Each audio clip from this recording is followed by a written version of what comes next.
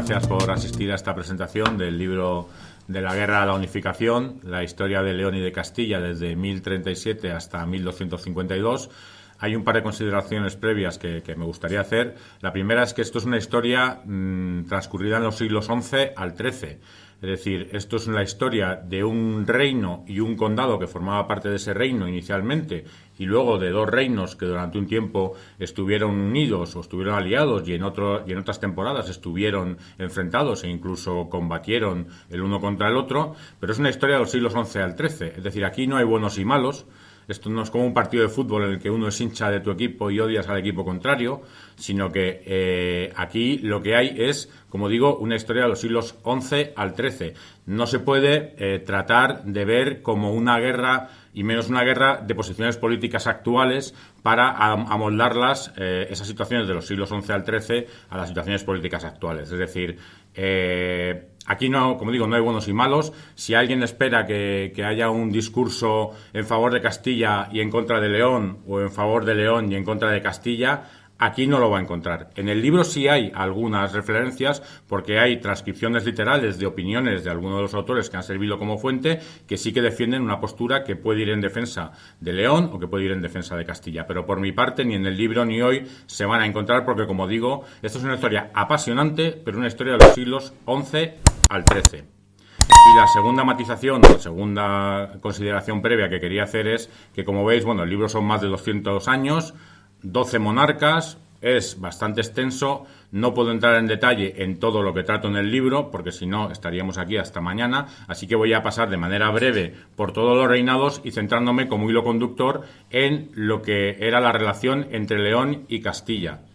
Si veis, y ya entrando en la presentación, el título es Historia de León y de Castilla desde 1037 hasta 1252. No es Historia de los reinos de León y de Castilla desde 1037 hasta 1252. ¿Por qué? Porque Castilla en 1037 no era un reino, era un condado. Era un condado que además formaba parte del reino de León. No fue independiente y no se formó como reino hasta unos años después, y ahora iremos. El condado de Castilla empieza a formarse. El primer conde de Castilla es el conde Rodrigo, alrededor del año 860. Al conde Rodrigo le sucede su hijo, Diego Rodríguez. En aquella época los hijos no heredaban el apellido del padre, sino que ponían el nombre del padre añadiéndole el prefijo ez, el sufijo ez, como hijo de, es decir, que Diego Rodríguez es el hijo del conde Rodríguez, al que menciono porque en el año 884 construye un castillo en un promontorio, un castillo que es el germen de la ciudad de Burgos, que fue luego la capital de Castilla y por tanto tiene su importancia. El conde de Castilla más famoso y más conocido por todo el mundo es Fernán González, que fue conde de Castilla entre los años 932 y 970, pero que, a diferencia de lo que muchas veces se ha considerado, no constituyó a Castilla como un condado independiente del Reino de León. Castilla, mientras fue condado, siempre formó parte del Reino de León. Lo que sí hizo Fernán González es que el protagonismo de Castilla fuera muy superior al que tenía previamente, sobre todo por tres aspectos. El primero es porque Castilla se convirtió en árbitro de las luchas por el trono entre las diferentes familias nobles del Reino de León y se convirtió en árbitro del trono leonés. Además, Castilla empezó a mandar embajadas propias al entonces todopoderoso Califato de Córdoba, embajadas en las que se negociaban condiciones para la paz o para treguas, condiciones que beneficiaban a Castilla. No miraba por León, sino que miraba por los intereses de Castilla. Y la tercera, y también fundamental, es que Fernán González consiguió que el condado de Castilla se convirtiera en hereditario. Los condes eran nombrados por el rey de León, pero Fernán González convirtió el condado de Castilla en hereditario. Pero insisto, y en mi anterior libro de Covadonga Tamarón, que ahora volveré a mencionar, y en la charla que di sobre él en esta librería, ya estuve exponiendo con más detalle ese mito de la independencia de Castilla, que no fue tal. Castilla siempre formó parte del Reino de León. Como digo, a la muerte de Fernán González le sucedió su hijo García Fernández. A la muerte de su hijo Sancho García, que es un conde también muy importante, porque Sancho García reinó en el periodo en el que se empezó a descomponer el Califato de Córdoba, en un proceso de guerra civil que se conoce como Fitna y que fue desde el año 1008 hasta el 1031. Sancho García llegó a conseguir concesiones brutales y leoninas por parte de los diferentes contendientes al califato e incluso llegó a desfilar con sus tropas por Córdoba, lo que hubiera sido impensable solo unos años antes durante el gobierno de Almanzor, que fue el azote de los reinos cristianos. y a este Sancho García le sucedió su hijo García Sánchez. García Sánchez, además, los hijos de Sancho García eran dos, eran el mayor o Muniadona, que estaba casada con Sancho III el Mayor, rey de Pamplona, y este García Sánchez, que estaba prometido a la hermana del rey de León, Bermudo III, una hermana que, para no hacer fácil esta narración, se llamaba Sancha. Es decir, aquí vamos a tener muchos Sanchos y muchas Sanchas, muchos Garcías y muchos Fernandos, pero bueno, voy a intentar hacerlo fácil. Y el caso es que este conde de Castilla, descendiente de Fernán González, García Sánchez, estaba prometido con la hermana del rey de León, Sancha de León. Pero en el año 1028, cuando él se encontraba en León para contraer matrimonio con Sancha, murió. Murió en extrañas circunstancias y, de hecho, empezaron rápidamente a correr los rumores de que había muerto asesinado. Se acusó a una familia de nobles álvarez, de nobles alaveses, los Vela, por unos viejos agravios con el condado de Castilla, y hay quien sostiene, apuntando a la teoría famosa de a quién beneficia un crimen, sostiene que el responsable de la muerte de este conde de Castilla, García Sánchez, fue Sancho III el Mayor de Pamplona. No hay ninguna prueba al respecto que lo acredite. Simplemente es que efectivamente Sancho III salió muy beneficiado de la muerte de García Sánchez porque, como no tenía descendencia, los derechos del condado de Castilla pasaron a su hermana Muniadona, que, como he dicho, estaba casada con Sancho III el Mayor. Y aunque cedieron los derechos a su hijo Fernando, pero fue Sancho III quien controló Castilla durante esos años y, uniéndolo a sus propiedades en Pamplona, en Aragón, en Sobrarbe y Ribagorza, y su influencia sobre el rey de León, pues Sancho III el Mayor de Pamplona se convirtió en el gobernante más poderoso de la España peninsular de entonces, o de los dominios peninsulares de entonces. Pero, como digo, el condado de Castilla formalmente se puso a nombre del hijo de Sancho III y Muniadona, que es el conde de Castilla, Fernando Sánchez, quien no solo heredó ese condado de Castilla, sino que además también heredó la condición de casarse con la hermana del rey de León, con Sancha de León. Esto tendría una importancia tremenda, según vamos a ver después. Avanzando un poco, en el año 1035 muere este Sancho III el Mayor de Pamplona y él divide su reino entre sus hijos. Al mayor, García III, conocido como el de Nájera, le concede el reino de Pamplona. A Ramiro, que es el conocido como Ramiro I de Aragón, aunque él no llegó a ser rey, pero bueno, se conoce como Ramiro I, le concede Aragón, que en aquel momento era condado todavía. A Gonzalo le concede los condados de Sobrarbe y Ribagorza, y a Fernando Sánchez le llega ya en pleno derecho ese condado de Castilla al que él había que ya había heredado previamente. Y aquí, bueno, estamos, como digo, en el año 1035 y, como veis, el libro empieza en el año 1037. El libro empieza en el año 1037 porque en ese año tiene lugar la batalla de Tamarón, que es con la que concluye mi anterior libro del que este es continuación. Libro titulado De Covadonga a Tamarón, y en el que todo el mundo me preguntaba, vale, Covadonga y Pelayo está claro, pero Tamarón y Bermudo III, ¿por qué?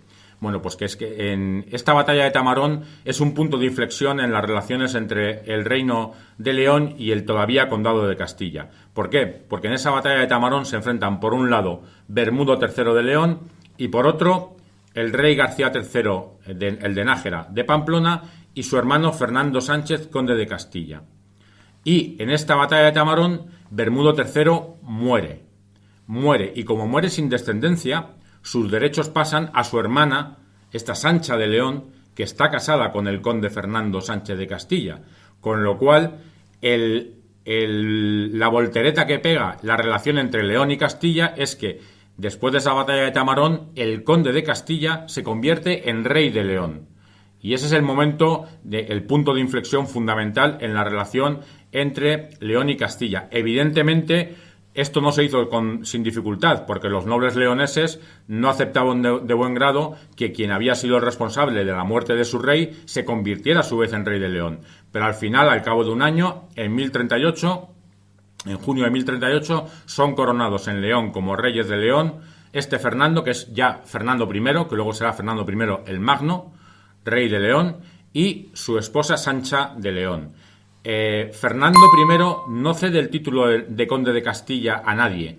El título de conde de Castilla desaparece cuando él se convierte en rey de León. Castilla deja de ser condado y reaparecerá como reino unos años después, cuando muere Fernando I, como veremos.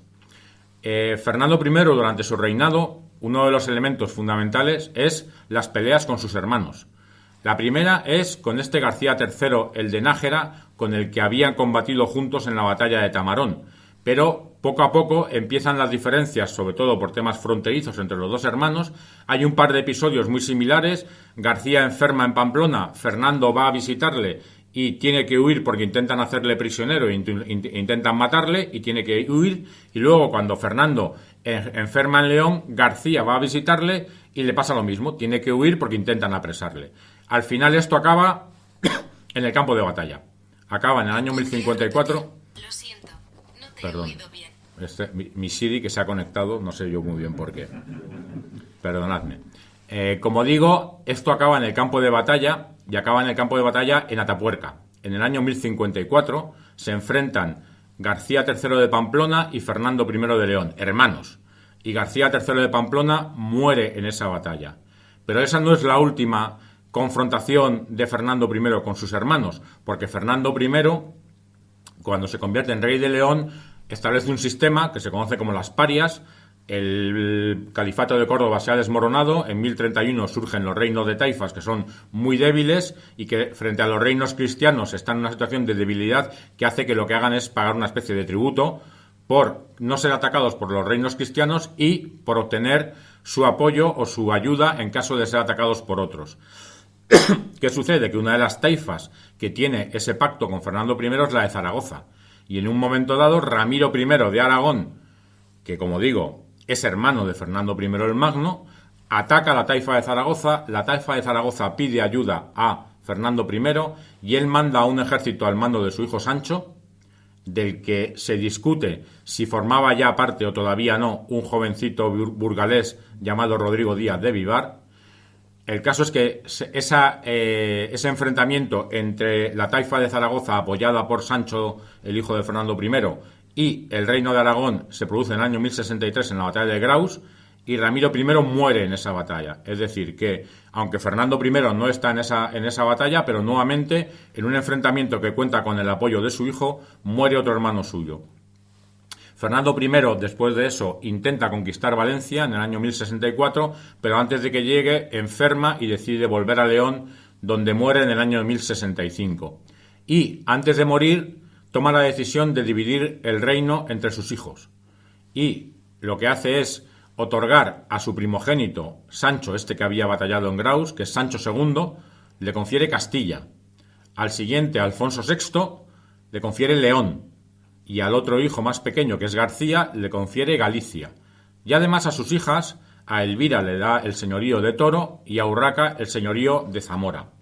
Esto no gusta a ninguno de sus hijos, pero mientras vive la madre de ellos, esta Sancha de León, que ya hemos citado varias veces, pues no hacen patente ese enfrentamiento. Pero en el año 1067 muere la reina Sancha, la madre de los tres reyes, el de Galicia, el de León y el de Castilla.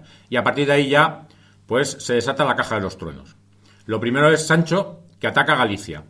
Ataca a Galicia y se apropia de Galicia, y García tiene que huir a la taifa de Sevilla. Evidentemente, este ataque de Sancho sobre Galicia tuvo que contar, si no con el apoyo, sí con la anuencia de Alfonso VI de León, porque para ir a Galicia desde Castilla tenía que atravesar León. Y además, porque después Sancho y Alfonso se reparten Galicia. Pero esto es una cuestión que era pan para hoy y hambre para mañana. Era cuestión de tiempo que Sancho y Alfonso se enfrentaran. Y en el año 1072 se enfrentan en una batalla en Golpejera, en la que hay mucho mito sobre lo que pasó y el papel que tuvo el Cid, pero el caso es que finalmente Sancho II de Castilla resulta vencedor de esa batalla y Alfonso VI tiene que huir a la taifa de Toledo, algo que le vendrá muy bien años después cuando él conquista Toledo. Pero bueno, de momento él tiene que huir a la taifa de Toledo. Y para huir a la taifa de Toledo él cuenta con el apoyo y la ayuda de su hermana Urraca, la señora de Zamora. Hay mucha literatura sobre esa relación entre Alfonso VI y Urraca. Hay una fuente que dice que eran amantes y que incluso se llegaron a casar. Pero bueno, es una fuente del siglo XIII, es decir, más de 2 siglos posterior a los hechos. Es como si ahora tomáramos como irrefutable una fuente de una persona que vive hoy hablando de la batalla de Bailén. Es decir, han pasado 2 siglos. Con lo cual, esa fuente pues no es fiable y, de hecho, parece increíble que llegaran a contraer matrimonio dos hermanos. Es decir, parece que había una relación de gran afecto entre Urraca y Alfonso, probablemente casi materno-filial por la diferencia de edad, pero no había una relación amorosa entre los dos. Y por tanto, bueno, pues Urraca, como digo, lo que sí hace es ayudar a Alfonso a huir a la taifa de Toledo. Y además, los nobles leoneses, descontentos con que Sancho se haya hecho con el reino de León, se escudan o se refugian en Zamora, la ciudad de la que Urraca es señora. Y Sancho decide poner sitio a Zamora. Y ahí sucede el famosísimo hecho de la muerte de Sancho II en el sitio de Zamora a manos de Bellido Dolfos. Según unos, Bellido Dolfos, el traidor Bellido Dolfos, hijo del traidor Dolfos Bellido. Según otros, sobre todo los zamoranos, un héroe que liberó a Zamora del yugo y a León y al reino de León del yugo de Sancho II. Fuera como fuese, Sancho II muere en el sitio de Zamora y Alfonso VI retorna a León y se convierte en indiscutible ya rey de León y también tiene Castilla y Galicia, porque él lo primero que hace es llamar a su hermano García de vuelta de la taifa de Sevilla, pero no para volver a darle Galicia, lo encierra en el castillo de Barrios de Luna, que todavía se pueden ver las ruinas en León, al lado de un embalse que hay construido, que es un sitio muy bonito, un paisaje muy bonito, pero que desde luego para estar 18 años preso no era lo más agradable, y es lo que le pasó a García, que volvió en el año 1072 y estuvo encerrado en el castillo de Barrios de Luna hasta su muerte en el año 1090. Alfonso VI es el principal responsable él utiliza el título de Imperator Totius Hispaniae, es decir, es el concepto de lo que se llama el Imperium Leonés, que es una reconstrucción de lo que había creado Alfonso III de Asturias, que él había pensado que podía recuperar todo el territorio de la Hispania visigoda, del reino visigodo de Toledo. Por eso, en las crónicas de Alfonso III, Pelayo figura como noble godo, aunque el primer rey de Asturias, aunque no está claro que lo fuera, pero cuando está ya en la época de Alfonso VI, está claro que aunque se consiga recuperar todo el territorio de la antigua Hispania visigoda, ya no va a ser en nombre de un solo reino, porque está el reino de Aragón, está el reino de Pamplona, están los pujantes condados catalanes, y entonces lo que hace Alfonso VI es crear esa idea del Imperium Leonés. Es decir, que el reino de León sea el reino preponderante entre los diferentes reinos peninsulares. Y él utiliza el título de Imperator Totus Hispaniae.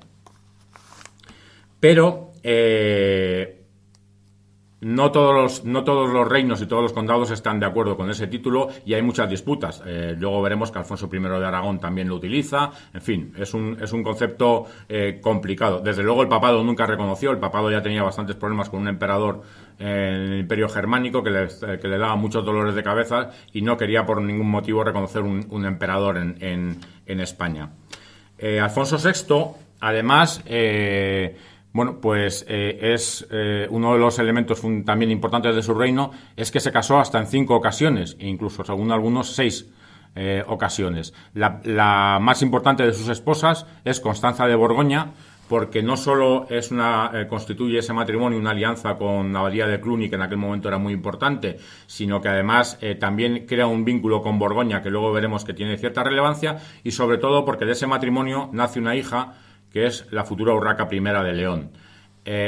Además, como digo, hay un asunto que se discute. Hay una amante de Alfonso VI, que es una amante musulmana, Estaida, es la nieta del rey de la taifa de Sevilla, que en un momento dado se la envía como presente a Alfonso VI, que tiene narices mandar a tu nieta como presente, pero bueno, el caso es que Alfonso y Zaida se convierten en amantes, se discute si ella se convierte con el nombre de Isabel y se llega a casar con Alfonso VI, pero lo que sí se sabe es que de ese matrimonio nace el único hijo varón de Alfonso VI y por tanto su heredero, que es Sancho Alfonsez. Y además, otro de los elementos importantes del reinado de Alfonso VI en relación con sus amoríos es una amante que tiene, que se llama Jimena Muñoz, con la que tiene una hija que se llama Teresa y que será luego condesa de Portugal. ¿Por qué? Porque, ahora lo veremos con más detalle. Vamos a seguir avanzando en el reinado de Alfonso VI. El siguiente hecho fundamental en su reinado es la conquista de Toledo, en el año 1085. No la toma militarmente, sino que hace una mezcla de tareas diplomáticas con una tarea de arrasar todas las tierras colindantes para que los toledanos se quedaran sin bienes y sin forma de alimentarse y demás. Y el caso es que al final Toledo se rinde y Alfonso VI toma Toledo. Es un hecho de gran significancia simbólica. Toledo había sido la capital del reino visigodo, de Hispania visigoda, previamente a la conquista árabe. De hecho, los cronistas musulmanes de la época pues se mesan los cabellos con el desastre que supone esa caída de Toledo, pero uno de los efectos que tiene eso es que los reinos de taifas piden ayuda a un imperio norteafricano, que son los almorávides. Los almorávides en el año 1086 desembarcan en la península y ya en ese mismo año le mojan la oreja a Alfonso VI en la batalla de Sagrajas. Es la primera batalla en la que él es derrotado por esos almorávides. Eso hace que Alfonso pida ayuda al resto de reinos europeos y los que más responden son los de Borgoña, probablemente por interés propio. Y se presentan en León, en el reino de León, dos nobles borgoñones. Uno es Raimundo de Borgoña, al que casa con Urraca y los convierte en condes de Galicia, y otro es Enrique de Borgoña, al que casa con su otra hija Teresa y los convierte en condes de Portugal. Así que ya tenemos colocadas a las dos hijas de Alfonso VI en Galicia y en Portugal. Pero, como digo, el heredero del trono de Alfonso VI es su hijo Sancho Alfónzez.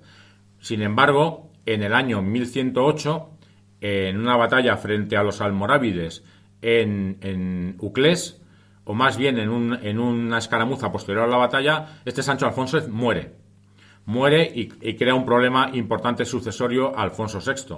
Al final, a Alfonso VI no le queda más remedio que nombrar sucesora a su hija Urraca.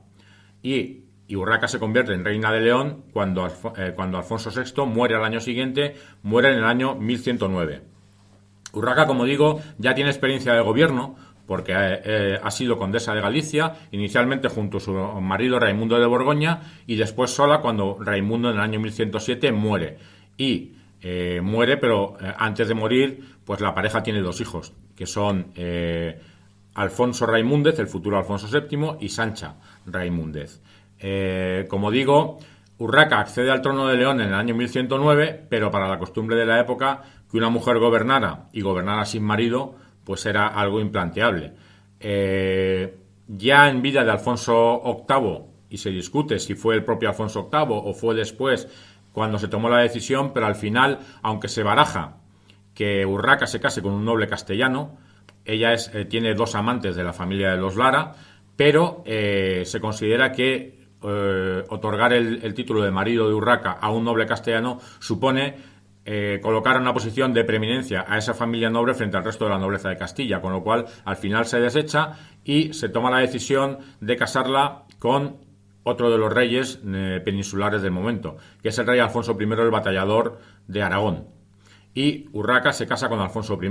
La complejidad de esta unión matrimonial es tal que las arras matrimoniales entre uno y otro parecen un contrato actual de venta de una compañía millonaria de móviles, es decir, son complejísimas, porque hay muchos aspectos que tener en cuenta. Sobre todo uno de ellos es qué pasa con ese Alfonso Raimúndez, que está vivo y que en teoría era el heredero de Urraca. ¿Qué pasa si nace un heredero de Urraca y Alfonso I? Lo que ocurre es que el matrimonio entre Alfonso y Urraca es un desastre absoluto desde el primer momento, en lo personal y en lo político. En lo personal, porque son dos personalidades complejas. Urraca no está dispuesta a ceder su poder como reina de León y Alfonso es un monarca al que como mínimo se puede calificar de misógino. Es decir, él en todas las, no declaraciones, porque en aquel entonces no había declaraciones, pero siempre él dice que le gusta que él estar acompañado de hombres, que lo militar es lo fundamental, y el caso es que en lo personal no tienen ningún tipo de buena relación, pero además en lo político tampoco. ¿Por qué? Porque Alfonso desde el principio se lanza a conquistar el reino de su esposa, es decir, establece guarniciones aragonesas en León, en Castilla, intenta hacerlo en Galicia, pero ahí ya pincha en hueso. ¿Por qué? Porque Galicia es una parte del Reino de León que tiene una historia ya antigua, es decir, en Galicia, cuando cae el Imperio Romano, en los siglos V y VI, hay un reino, el reino suevo de Galicia, que solamente se incorpora al reino visigodo a finales del siglo VI, a través cuando reina Leovigildo, que la incorporación luego al reino de Asturias en el siglo VIII tampoco fue pacífica. En el año 740 hay una revuelta berebere en África y los musulmanes retiran a todas las guarniciones del norte de la península y Alfonso I de Asturias extiende su reino hacia Galicia. Pero las crónicas de los primeros reinados de los reyes de Asturias no hacen más que referir rebeliones en Galicia y además entre los años 1065 y 1072 Galicia ha sido un reino independiente cuando García fue nombrado rey de Galicia. Y entonces en Galicia hay mucho deseo de convertirse en un reino independiente del Reino de León. Y además hay dos figuras fundamentales que apoyan esa cuestión, que son el conde de Traba, Pedro Froilaz, y el obispo Gelmírez, el luego arzobispo Gelmírez, el obispo de Compostela. Además, cuando Urraca todavía era condesa de Galicia y ya era viuda de Raimundo, y antes de que se casara, Alfonso VIII dicta una disposición diciendo que si Urraca se vuelve a casar, Galicia será para su hijo Alfonso Raimúndez. Y claro, Urraca se ha vuelto a casar con Alfonso I de Aragón, y los gallegos dicen, oye, que Galicia tiene que ser para Alfonso. Lo que pasa es que la discusión, que aquí me sale la vena jurídica, que es apasionante jurídicamente, es, vale, ese acuerdo de Alfonso X, esa disposición de Alfonso VI, la dictó cuando Urraca era condesa de Galicia, pero Urraca ya no es condesa de Galicia, Urraca es reina de León. Por tanto, ¿está vigente esa disposición? ¿No está vigente? Bueno, como digo, jurídicamente pues podría ser apasionante, pero vamos a obviarlo. Lo que sí es cierto es que los gallegos sí que intentan convertirse en independientes y, de hecho, Alfonso Raimúndez es coronado rey de Galicia en el año 1111. Lo que ocurre es que la consecuencia de esa coronación la ven de manera diferente el conde de Traba y el obispo Gelmírez como lo ve Urraca, que Urraca simplemente, ella no pone ningún problema en que su hijo sea coronado rey de Galicia, porque entiende que es una parte más de su formación para luego ser rey cuando Urraca muera y le suceda, pero que Galicia sigue siendo parte del Reino de León, mientras que para los gallegos eso es una declaración de que Galicia es un reino independiente y que incluso es Alfonso quien ya se va a hacer cargo de todo el resto del reino, como rey de Galicia. La situación pues evoluciona a trancas y barrancas. Además se junta con otros problemas que tiene Urraca, que son las llamadas revueltas comunales, unas revueltas de burgueses, esencialmente en Sahagún y Compostela, donde además en la de Compostela el obispo de Gelmírez está a punto de morir y la propia Urraca es humillada, es paseada desnuda por Compostela y le lanzan todo tipo de objetos, pero bueno, ella consigue al final reconducir la situación y terminar con las revueltas comunales tanto en Sahagún como en Compostela. Y además en el año 1116 ella toma una decisión muy inteligente, y es cederle el dominio sobre la zona de su reino que está próxima a Toledo a su hijo Alfonso Raimúndez. Hay varios motivos para ello. Primero, porque Toledo se está convirtiendo cada vez más en una parte fundamental del reino. Segundo, porque el rey Alfonso I de Aragón, cuyo matrimonio con Urraca ya se ha anulado, sigue atacando la zona de Castilla y la zona de Toledo, y por tanto es importante tener ahí a alguien que lo pueda defender. Luego están los almorávides, que también están por ahí tocando las narices, digamos. Y por último, porque al mandar a Alfonso a Toledo lo saca de la conflictiva zona de Galicia, y por tanto a partir de entonces pues Urraca gobierna en León y Alfonso Raimúndez, su hijo, se hace cargo de la zona de Toledo, y así se mantienen hasta el año 1126, en que muere Urraca. Urraca es un personaje que ha sido muy denostado por la historia. Hay una crónica contemporánea que es la historia compostelana, que es pues absolutamente misógina, y además es favorable al obispo Gelmírez, con quien Urraca tiene una especie de historia de amor-odio, porque se alían cuando les interesa y se pelean cuando no, y es una de las crónicas que pone a parir a Urraca. En Sahagún hay otra, pero claro, en Sahagún ha habido una revuelta comunal contra Urraca. Pero lo que se puede decir del reinado de Urraca, desde luego, es que es la única mujer de su época que gobernó como reina en nombre propio en el reino, en su reino, el Reino de León, y que además transmitió intacto el reino que heredó de su padre Alfonso VI, se lo transmitió, a pesar de todas las dificultades, se lo transmitió intacto a su hijo Alfonso VII. Es decir, que yo creo que Urraca es un personaje que se merece reconocimiento por ese papel tan inusual en esa época como mujer y como reina. Y pasamos ya a Alfonso VII. Alfonso VII inicialmente pone también mucho interés en ese título que había utilizado su abuelo Alfonso VI de Imperator Totius Hispaniae. Lo que pasa es que al principio también lo está utilizando Alfonso I de Aragón, con lo cual, bueno, ellos tienen sus conflictos y finalmente llegan a un acuerdo y Alfonso VII se queda más o menos tranquilo con ese tema hasta que en 1134 muere Alfonso I de Aragón e inmediatamente él organiza en 1135 en León una coronación en la que asisten el rey de Navarra, existen el conde de Portugal, al que él reconoce, Alfonso Enríquez, reconoce ya con el título de rey, aunque Alfonso Enríquez le jura vasallaje, pero es la primera vez que hay un reconocimiento a Portugal como reino. Y eso es un elemento fundamental. Se me había olvidado decir que durante el reinado de Urraca, su hermanastra Teresa de Portugal había estado jugando a aliarse primero con Alfonso de Aragón y luego con Urraca para intentar conseguir el mayor beneficio para Portugal, porque ya buscaban la independencia del condado de Portugal y convertirse en reino. Y eso se hace efectivo con este Alfonso Enríquez, que es el primer rey de Portugal. Y como digo, está presente en esa coronación de Alfonso I. Está también el conde de Barcelona y están también incluso algunos condes franceses. Lo que pasa es que ese reconocimiento o ese Imperator Totus Hispaniae y ese vasallaje que le rinden no tienen ninguna relevancia práctica. Es decir, es un elemento simplemente formal, pero no tiene ningún reconocimiento de ningún poder por parte de Alfonso VII sobre el resto de reinos y de condados. Así que Alfonso VII continúa con su reinado, tiene problemas nuevamente con la familia de los Lara, que es la familia castellana más poderosa de la nobleza y que luego veremos que sigue teniendo cierto protagonismo, y además él avanza en la conquista hacia el Andalus y en un momento dado llega a conquistar, aunque brevemente, tanto Córdoba como Almería, pero llega a conquistarlo, ya como digo, de manera breve. Y Alfonso VII reina hasta el año 1057, en que decide dividir su reino entre sus hijos nuevamente. Según Lucas de Tuy, a Sancho le da la belicosa Castilla y a Fernando la fiel León y Galicia.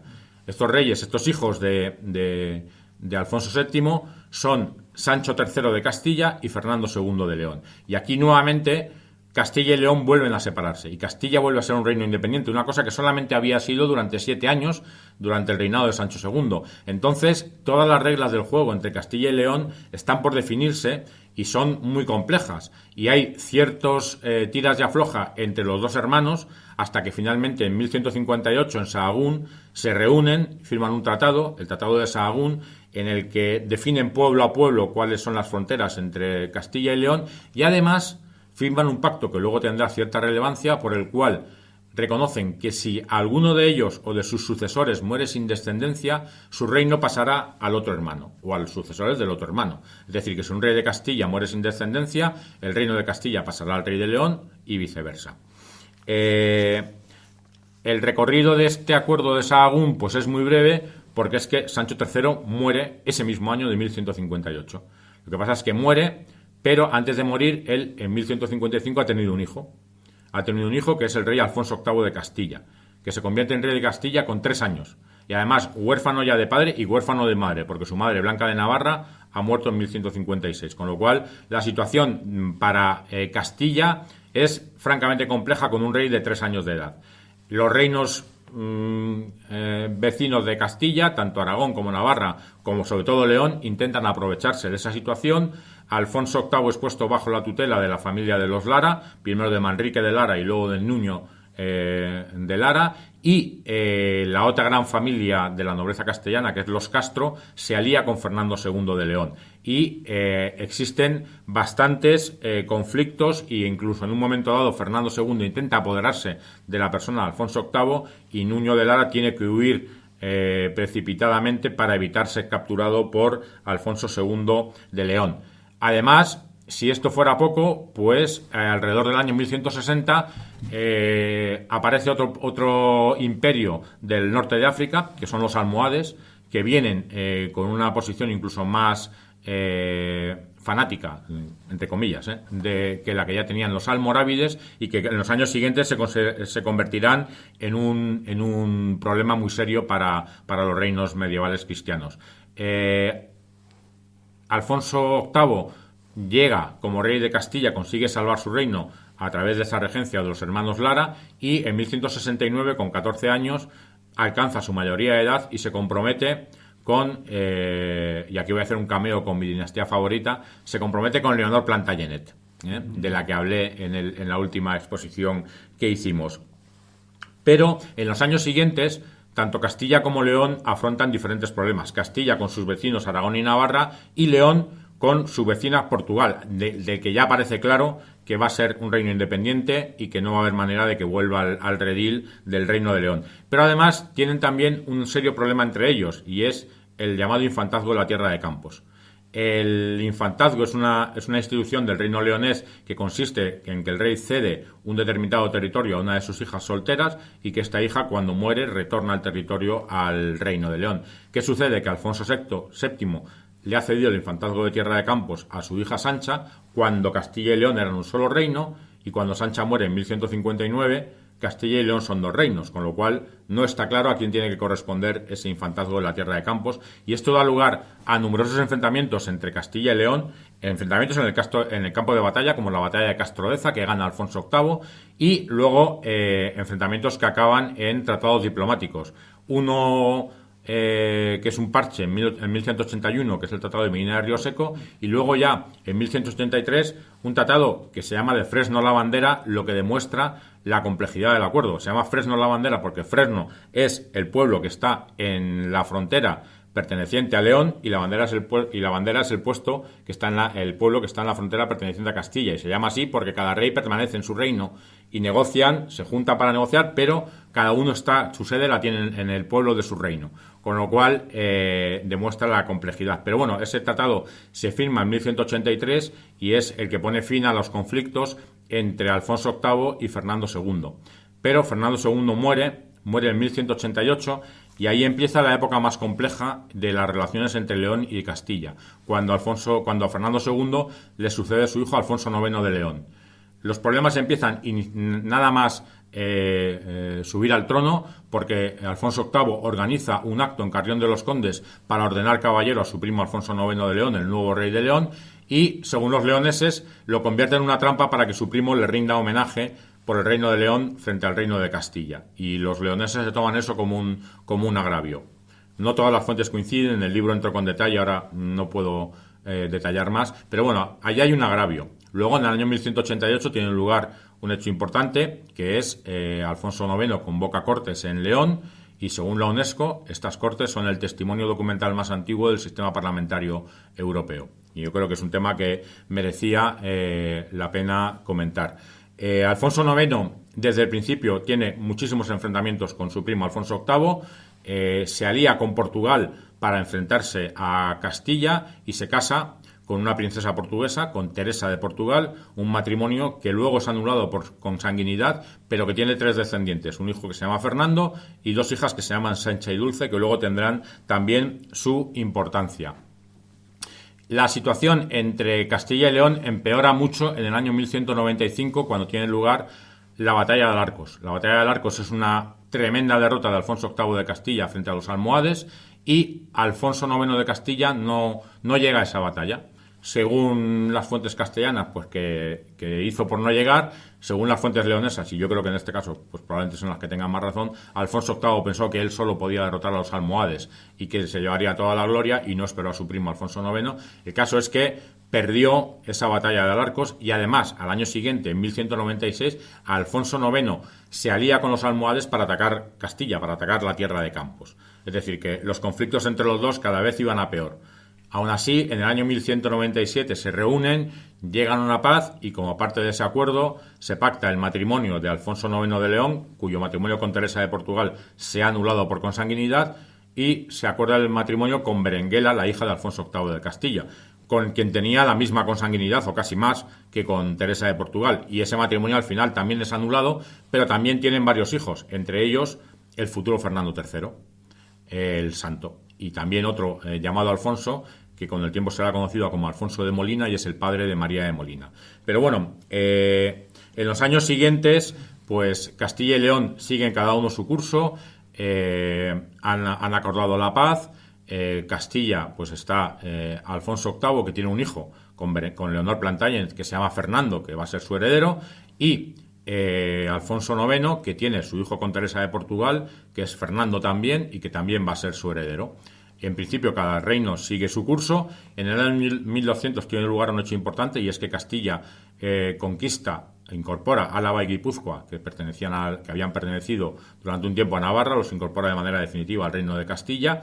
Y mientras tanto van firmando una serie de treguas con los almohades, porque cada uno tiene sus problemas internos y tanto a unos como a otros les interesa. Pero en el año 1210 esas treguas no se renuevan, y es cuestión de tiempo, y todo el mundo sabe que va a haber un enfrentamiento entre los reinos cristianos y los almohades.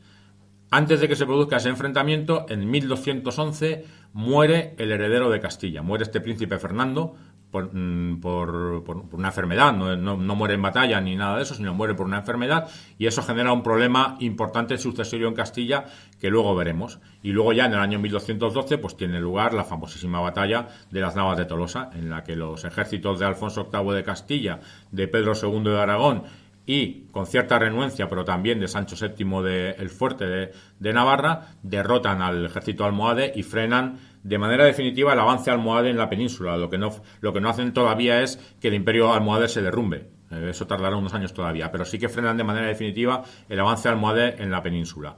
León y Portugal, como reinos, no participan en esta batalla.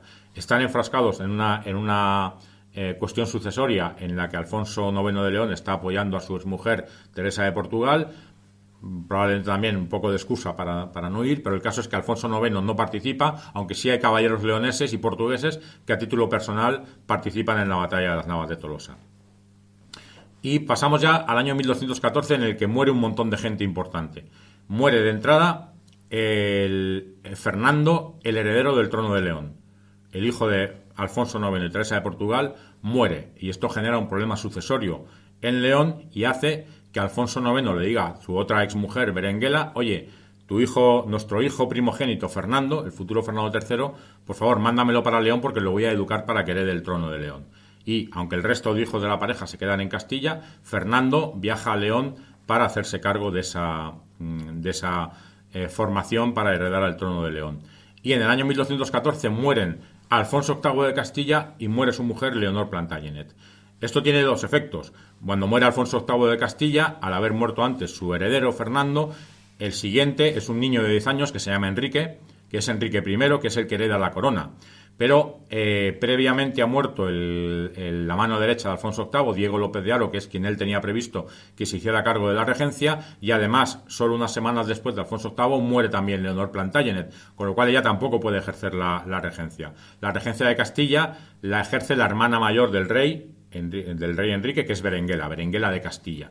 Pero eso a la nobleza, y concretamente a la pertinaz famosa familia de los Lara, no les gusta, y hay un enfrentamiento brutal entre Berenguela y los Lara por ostentar el poder mientras Enrique I es menor de edad.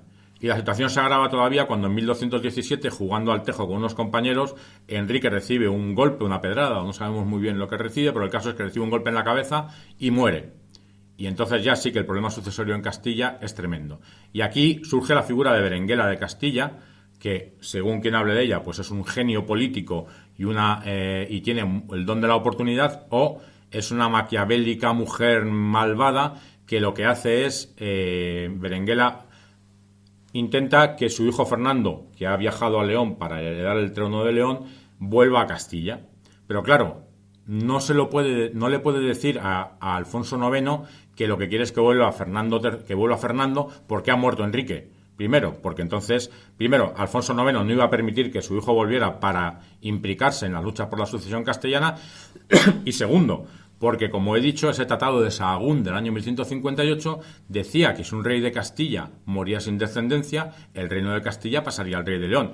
Y Enrique I, que tenía 13 años cuando murió, había muerto sin descendencia, con lo cual Alfonso IX podía reclamar el trono de León. Por eso, con engaños, diciéndole que necesita, que ya había pasado otras veces, que Fernando viajara a Castilla para ayudarle contra los Lara, Berenguela oculta a Alfonso IX que Enrique ha muerto, Fernando viaja a Castilla, y lo que hace Berenguela es que es proclamada reina de Castilla como sucesora de Enrique I, e inmediatamente abdican su hijo. Y su hijo se convierte en Fernando III. Esto, como podéis imaginar, a Alfonso IX no le hace ninguna gracia, porque él con Castilla, digamos, que no tiene buen feeling, y lo que hace es que él estaba educando a ese hijo para que fuera rey de León y ahora se convierte en rey de su reino rival o enemigo.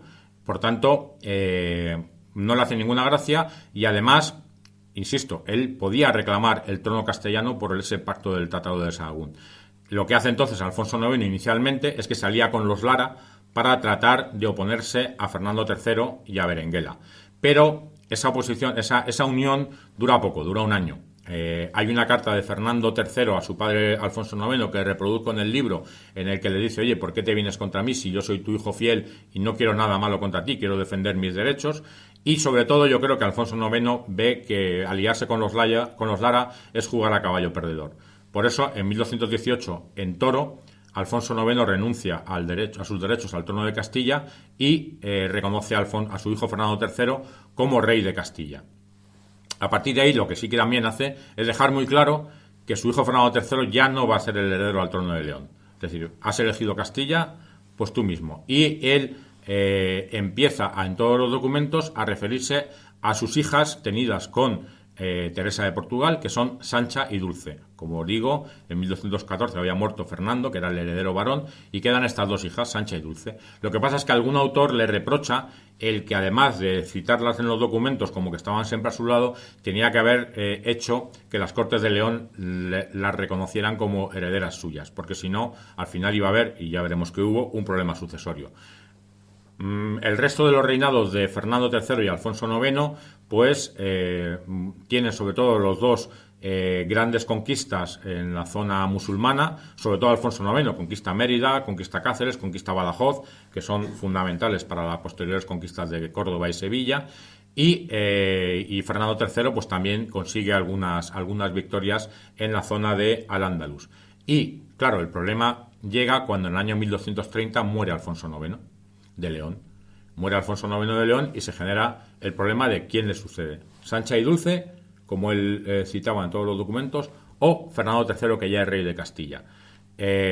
Tanto uno como otras se dirigen a León y se pone de manifiesto que hay discrepancia de opiniones en el reino. Hay ciudades que le abren las puertas a Fernando, ciudades que se las cierran a Sancha y Dulce, y el caso es que al final el problema sucesorio que se podría plantear es brutal. Y aquí nuevamente aparece la figura de Berenguela de Castilla, nuevamente, según unos, un genio político, según otras, una maquiavélica y malvada mujer, que lo que hace es que se reúne con la madre de Sancha y Dulce, con esta Teresa de Portugal, se reúnen las dos en Benavente, y en ese año 1230 firman la llamada Concordia de Benavente, por la cual Sancha y Dulce renuncian al trono de León a cambio de una sustanciosa compensación económica. Y de esa forma, Fernando III, que ya es rey de Castilla desde 1217, se convierte también en rey de León y desde ese momento los reinos de Castilla y de León estarán siempre bajo un solo monarca.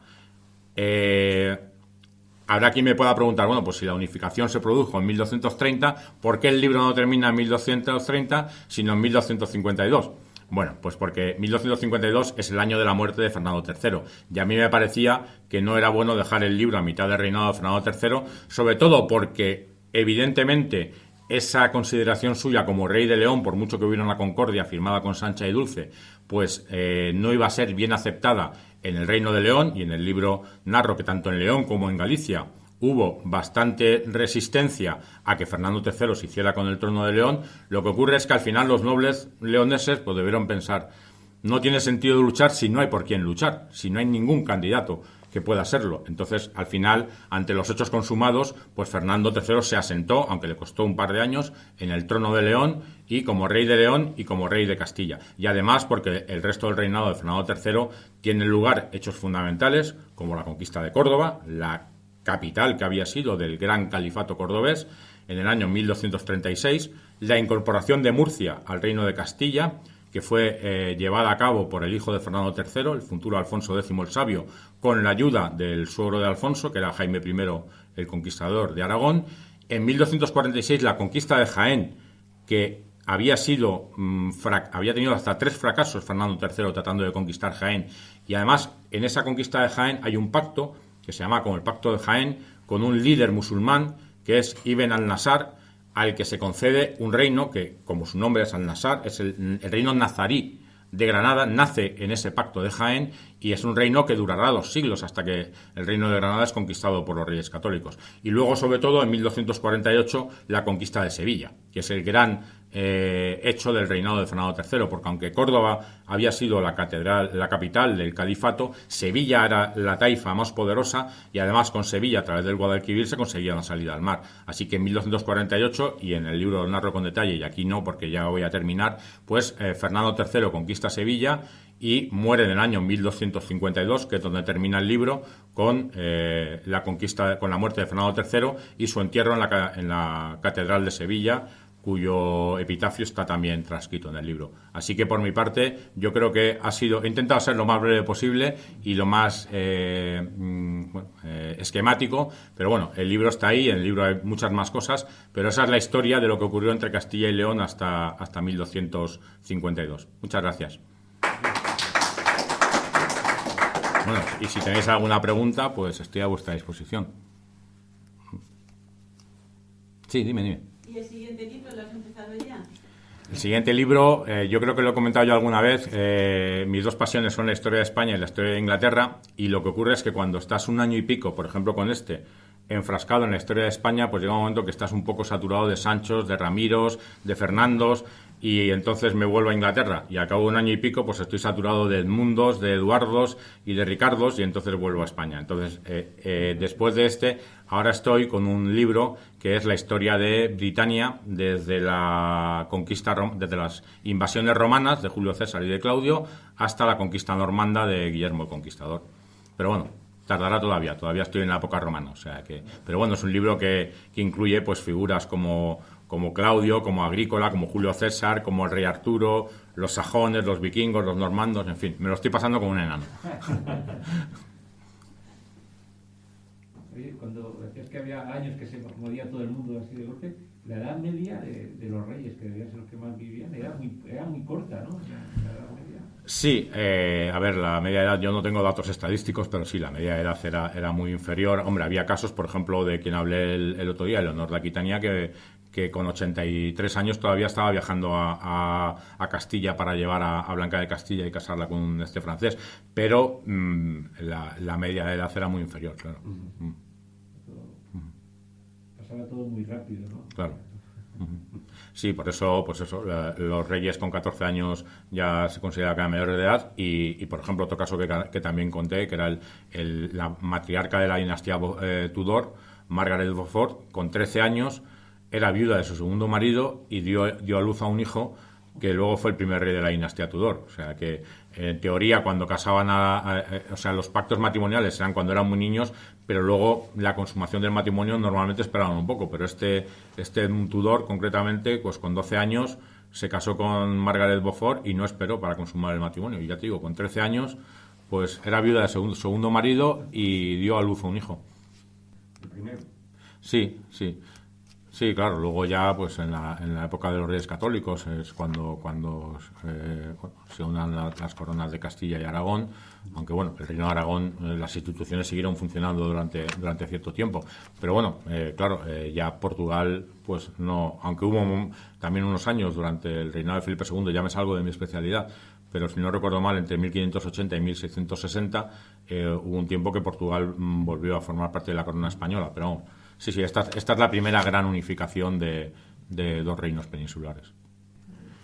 Yo la vi en su día, no la recuerdo con detalle. Es verdad que a ver, yo cuando veo películas o series, pues estoy en mi ocio. O sea, yo no estoy con una libreta apuntando, uy, aquí se han equivocado porque esto no pasó así o no sé qué. Entonces, la verdad es que no recuerdo muy bien cómo plantea esa relación entre Urraca y Alfonso. Sí, por ejemplo, en la más reciente serie en Amazon del Cid, la española, pues ahí sí que plantean que hay una relación de incesto entre los dos, pero bueno, también plantean que Urraca es la responsable de la muerte de su madre y, bueno, pero insisto, es que es ficción, o sea, que es que no les puedes no puedes exigirles que sean fieles a la historia, o sea, que si fuera un documental o un libro o un ensayo, sí, pero a una novela o a una película pues no hace falta exigirles que sean 100% fieles.